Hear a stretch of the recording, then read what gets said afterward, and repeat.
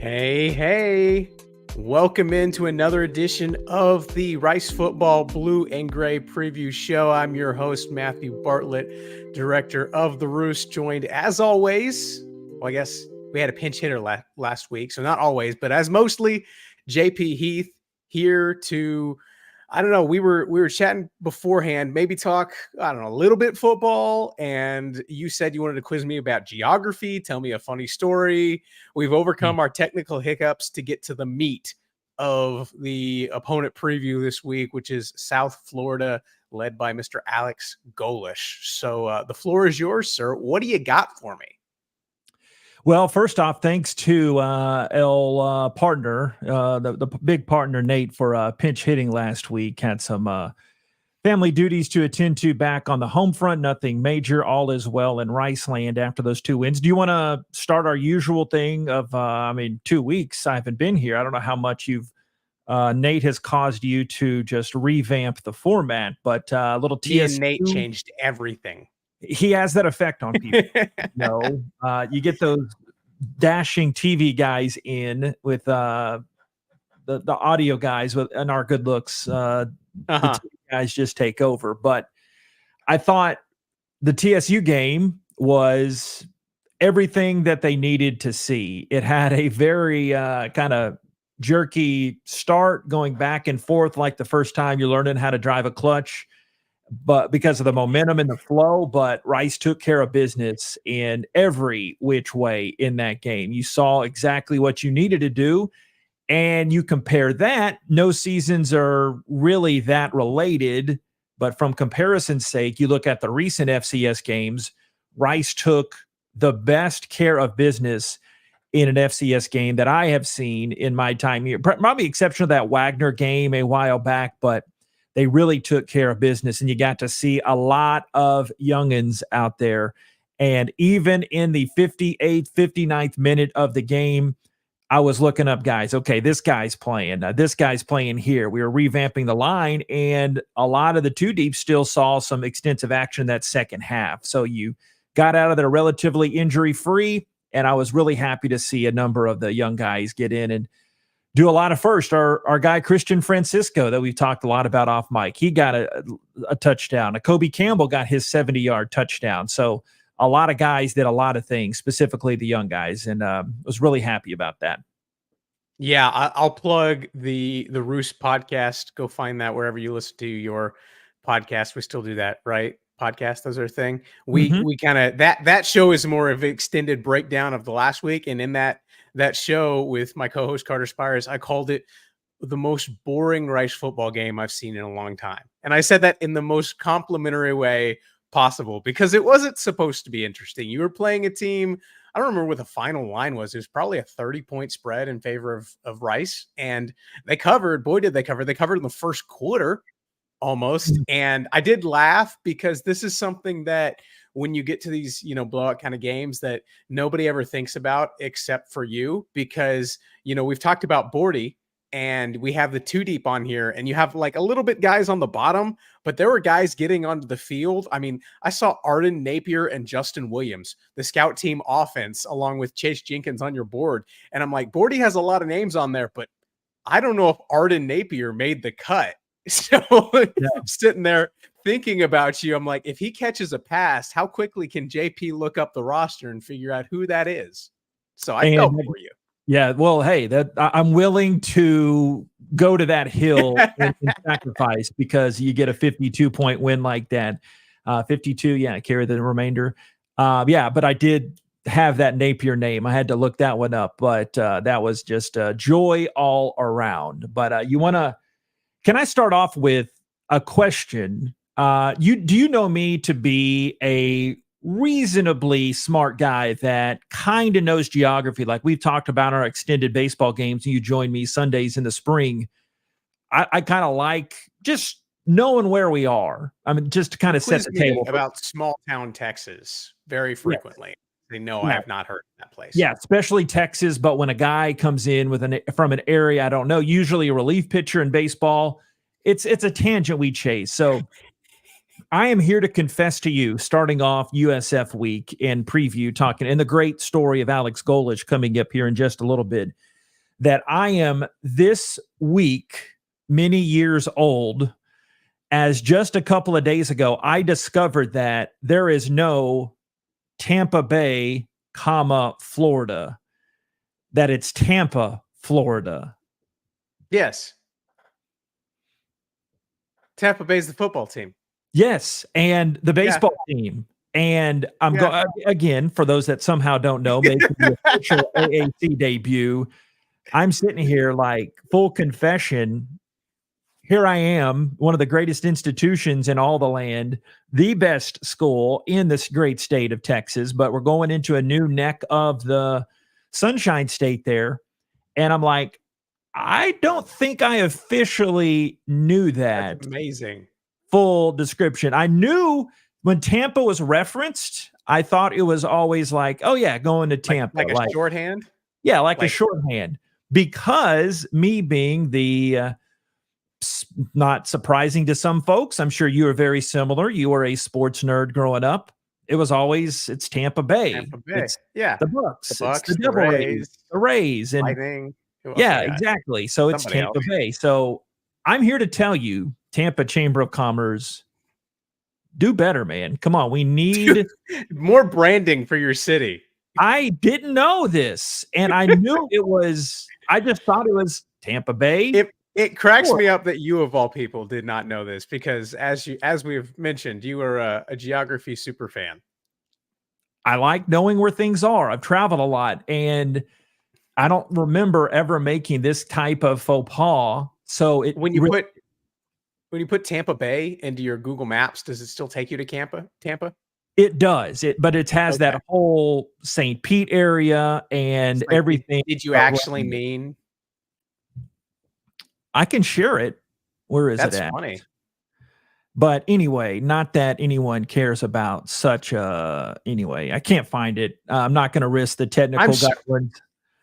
I'm sure that there's somebody in this audience that is also learning along with you that Tampa Bay does not exist. Yeah, because long ago, a phrase, I'm sure it's come across in our friendship, that old high school football coach, John Outlaw, the late great John Outlaw up in Lufkin, he said, I know I don't know.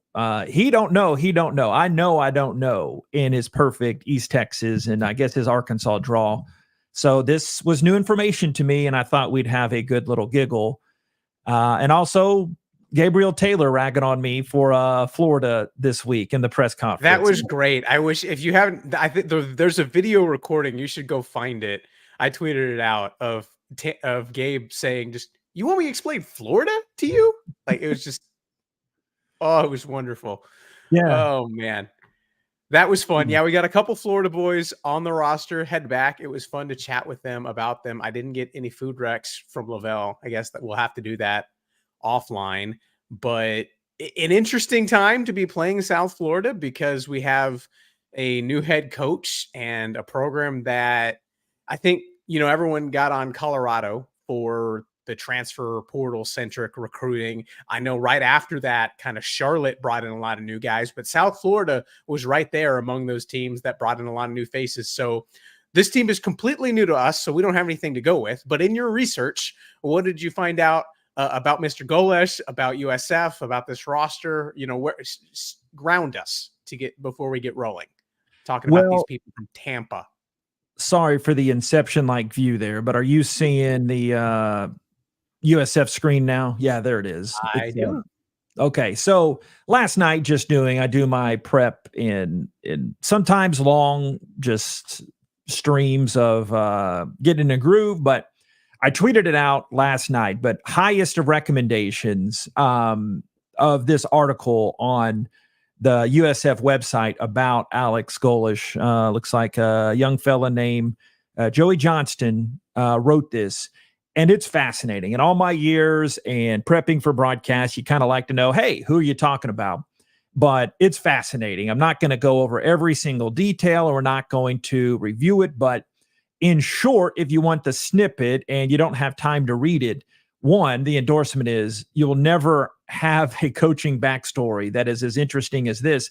And I knew part of it when we were at Media Day. You and I talked to him together. You remember how cool he was, like how laid back. I don't want to come across this as just bowing at the altar of Alex Golesh, but he was very easy to talk with. Smooth, like laid back. Yeah. He could have been a member of the insurance conference, that was next door there at the place in Arlington. I guess that's a compliment. Yeah, it is. Like he was just looked like a regular guy, but it just goes to prove, folks, not to get too deep here, middle of the day on September 20th, year of our Lord 2023, but you never really know somebody fully. And reading this, it just gave that depth. I knew he was from Russia, but the things he had to go to at the age of 7, his dad, the picture is down here somewhere. His dad said, "You know what, fam? We got to go. Things are rough in Russia. It's the Cold War, and we've got to get out of here." So they go to Brooklyn, and he grows up in Brooklyn as a little kid, getting himself through the boroughs to school and back each day. And then the part where he picked up, and remember I asked him this, but he was pretty modest about what type of wild story it was, that he didn't want to make it seem as triumphing over the odds of communism that was in the early stages of his life. And his dad, they just go mate. And I think it can show up here on the stream, but the end of it, like his dad says, "We have freedom. We all have a beautiful life. God bless America and go Bulls." So it's a fascinating read. And he's just the X's and O's side of it. What they're doing, like what we talked about at Media Days, for those that don't want to go back and watch the 15-minute interview from 2 months ago, up tempo, fast break, which we don't see as much anymore, but it is fast break football. Scott Barrow would be proud. 8 or 9 seconds for snaps. In the past, this type of tempo has given Rice issues. So that's just a snippet about Alex Golesh, and we'll get to Bordy here in a second, but just the fast nature that he brings. He's a fascinating character, and can't wait to call this game on Saturday. Yeah, let's start there. Let's talk about the offense and the tempo, because you're right. This is something that we've both seen over the past couple years. When other teams kind of speed up and get fast, it's caused problems for the Rice defense. Bloomgren even noted this past weekend against Texas Southern, when they sped up, there were some times where they had issues getting set. I like the analogy that he kind of put forth of a boxer. And he said it's kind of like them hitting you before you get your hands up. It's like, and if we get set, if we have our guard up and we're ready to take the punch, then we can play. And he said, "I feel confident in our defense, but if we're not ready, it's not going to be good." And that's kind of where I kind of view this as an interesting test, because it's kind of a different one than Rice has faced in some time. I kind of think through the different variations of the spread, quick game offense they've played. And, they've had a couple bouts with North Texas, which likes to go a little bit fast, but man, nothing quite this fast. Mm-hmm. Yeah. And like you saw, and Coach conceded at his presser yesterday that when TSU did a few of those things with the tempo, it caused them problems. And of course, UFH, like you referenced, that in the past caused Rice a lot more issues. They did a much better job of adjusting to it. I think the Cougars' running game struggles and the Owls' ability to stop the run in that game and get to the passer when they could catch Donovan Smith in that game, that helped along and just kind of mucking up the works when you try to get that tempo. But yeah, I can't wait, because it's a challenge to call a different game like that. But seeing a guy like Byron Brown, your brain and your tongue want to say Byron Brown, but it's Byron Brown, the #1 rushing quarterback in the country. In the first week at Western Kentucky, he had a season high 160 yards. He's not so accurate. You see there on Bordy, 51% on the passing, but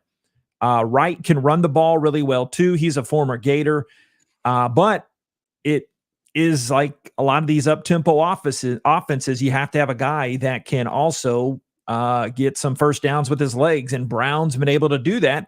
And he's been the big reason that they've been so close, almost upset Alabama. They played a very solid game, and it was kind of a come from ahead loss against Western Kentucky. They had an early lead in that game, and Brown did good things against Florida A&M too. So he's going to be a very, very interesting cog in this game for the Bulls.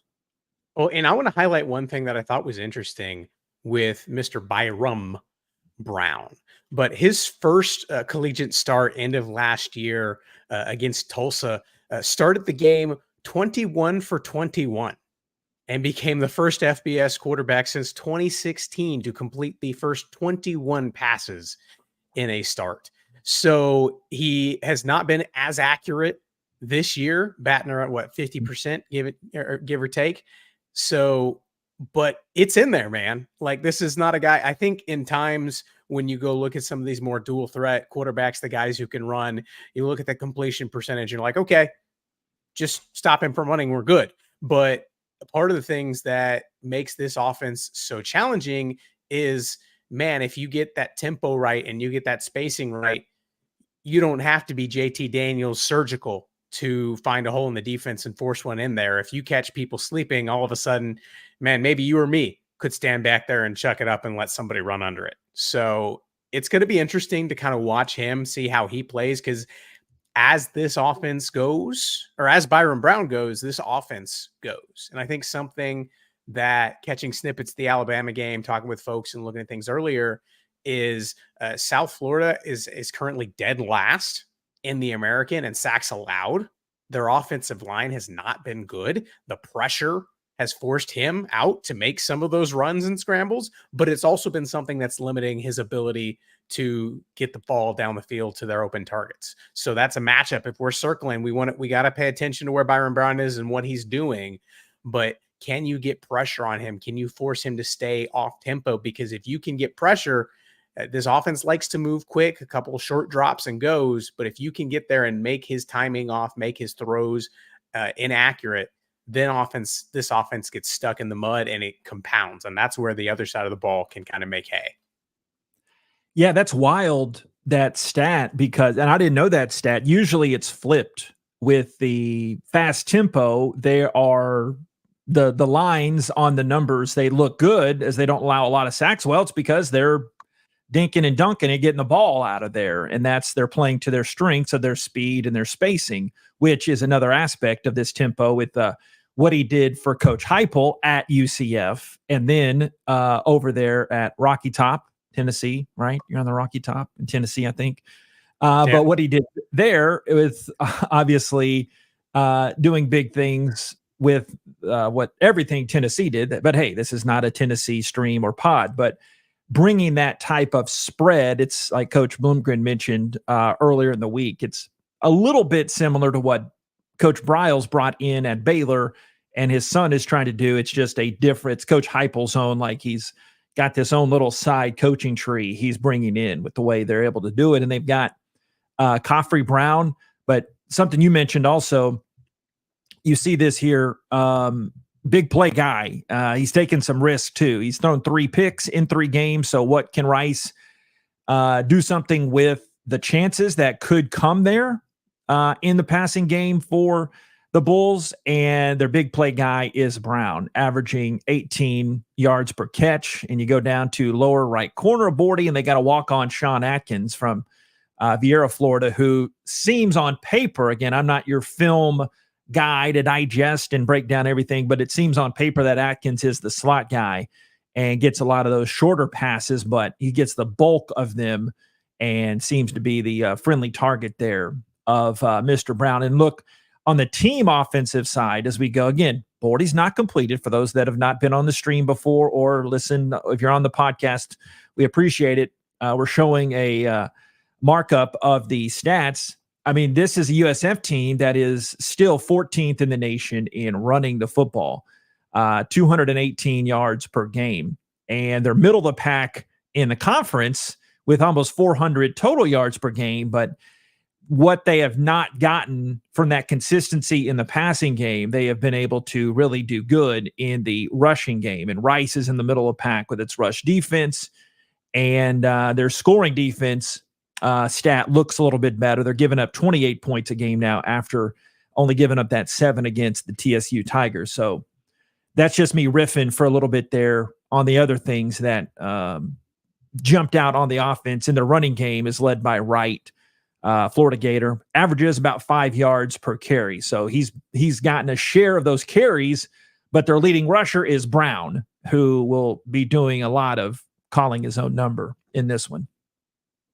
Yeah, I think kind of closing the book on the offense, I think kind of what stands out is you have Sean Atkins, who has been the target hog, has gotten, about a third of all the passes that have been thrown anywhere in this offense. They're going to him. But the rest of the depth chart there is, it's deep. And I mean, you have, they have a FCS game in there where they, got a lot of guys on the field, but it was a lot closer than Rice's game. And, I don't know if they have they don't have a Luke McCaffrey. I'll say that. No, not many people have a Luke McCaffrey. Yeah. So I don't think this is a offense where the overwhelming talent of one of the receivers is going to beat you. It's going to be the fact that the quarterback can get the right guy the ball in the right place. So got to stay top down and be aware of what you're doing. Flip over to the defense. They got a couple guys. I think what has impressed me most in the prep work I've done so far is their line is intriguing to me, and their front seven. They were able to kind of gum up things for Alabama. Of course, that was not a game that was supposed to be close. All of a sudden it was. You have where we got Daquan Evans is 3 sacks, leads the team with 8 tackles for a loss. And then you got a couple of guys. Yeah, you got DJ Gordon in there, Jalen Schuler. These are some veteran guys that have made some plays and are going to be all over the field. You will be calling their names a lot, is my prediction. Mm-hmm. Yeah, and the main part that's made it's all about not the X's and O's, it's the Jimmies and the Joes. Known that forever, but they have really raided the portal and done a good job. Coach showed the sheet. That's a tongue twister. At the presser of the number of the Bay Area guys, and it's Tampa, Florida. It's not Tampa Bay, Florida, Matthew, but it's all about the players.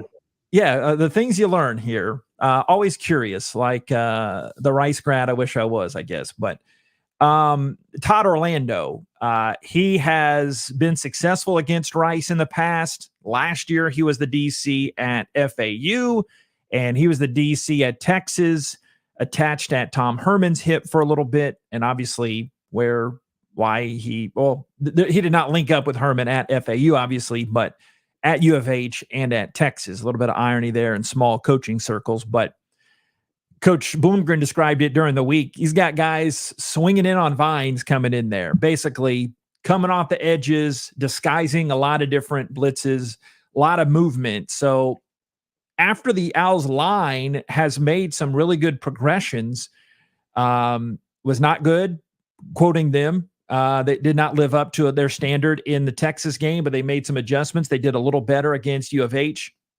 and they played their best offensive line game against TSU. This is going to be a totally different test.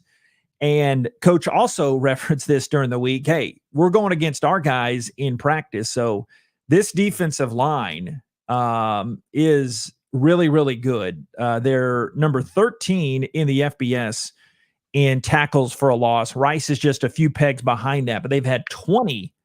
They've had Bente and Espanol. They've had 20 TFLs the last couple of games, and they've had 2 straight games with 4 or more sacks. So they look at that lineup, and it's not as many Florida guys as I always thought across the front, 3 in the 2 deep, but yeah, they can get after you, but nickelback / safety. It's kind of like that Viper position that Rice had last year. Trayshawn Chamberlain, Play Wyatt this year. Mm-hmm. But Daquan Evans, reigning defensive player of the week in the AAC. He is a dandy from up the road in Orlando. And look at their secondary. I haven't filled in the numbers, of course, but they've got a secondary that's very stout as well. 2 Power 5 transfers in Clark and Brown. K-State always has good DBs. But it's Berry Hill with a couple of picks on the season already.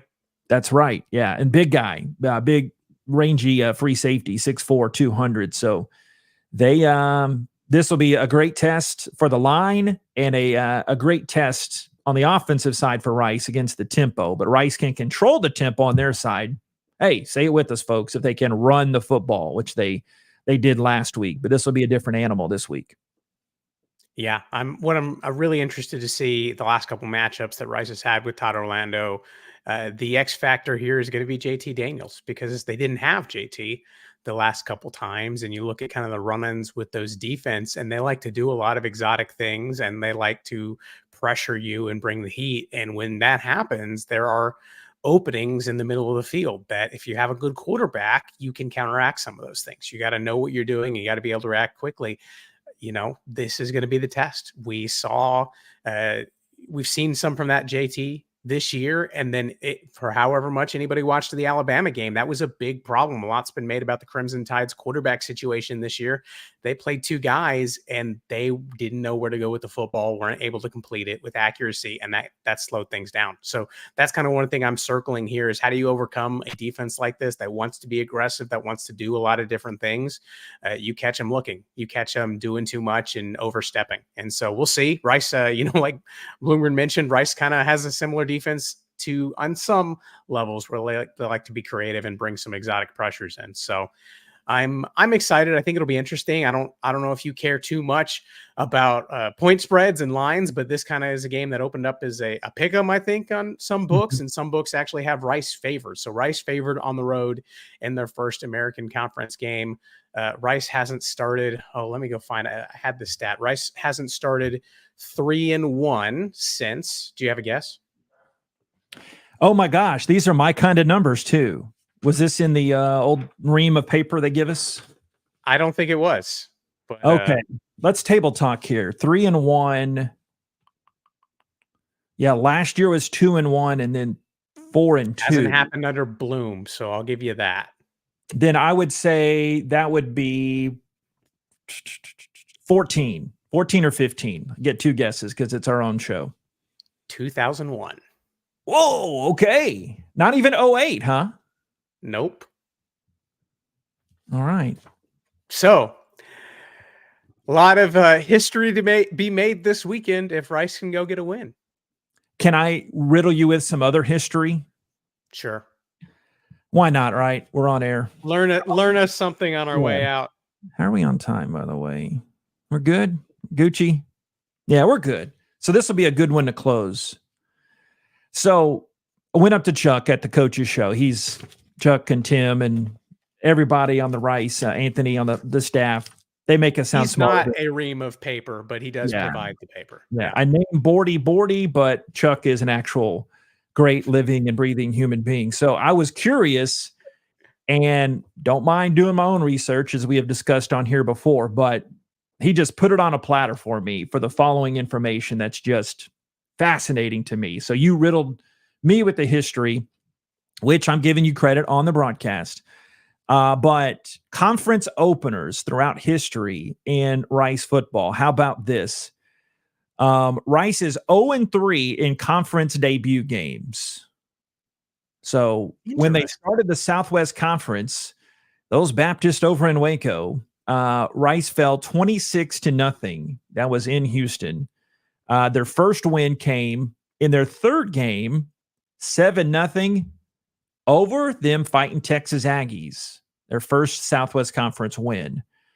In the first game of the WAC, Rice fell to Air Force 45-17. That was in Fort Collins. Where are we at? Yeah, that was at Air Force. Okay, I already proved nice it. Yeah. But that was September 28th, 1996, Rice's first ever game in the WAC. But they won the next week over New Mexico, 38-21. So that was their first win inside the WAC. Their first win in Conference UAB, their first game in Conference UAB was in Birmingham at the Old Gray Lady there at Legion Field. Was October 1st of 2005. And UAB won 45-26. And Rice didn't get its first Conference USA win until its 5th try. Okay, so you got third game Southwest Conference getting their first win, second game in WAC getting their first win, but it wasn't until their 6th game in CUSA they got their first win over Tulane.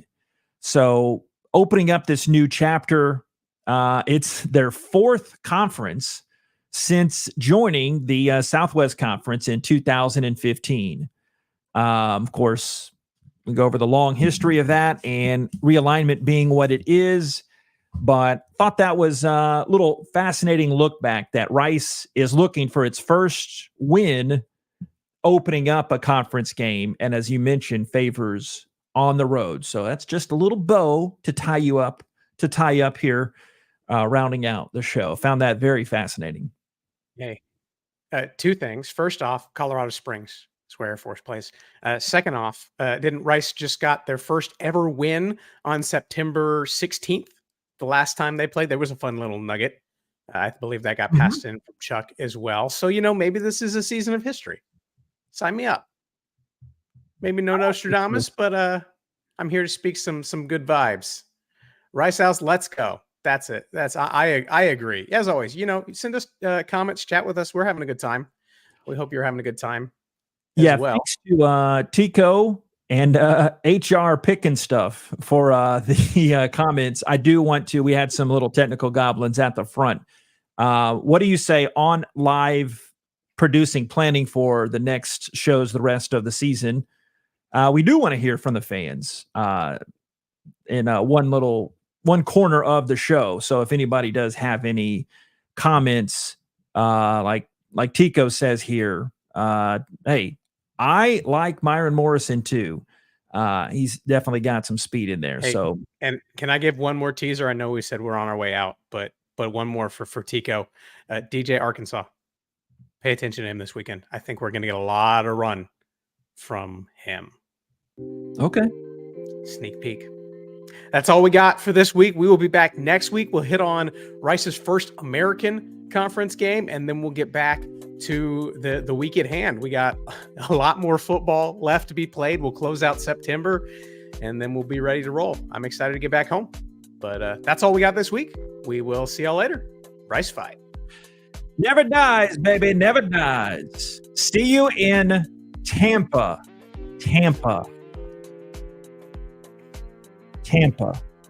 Florida.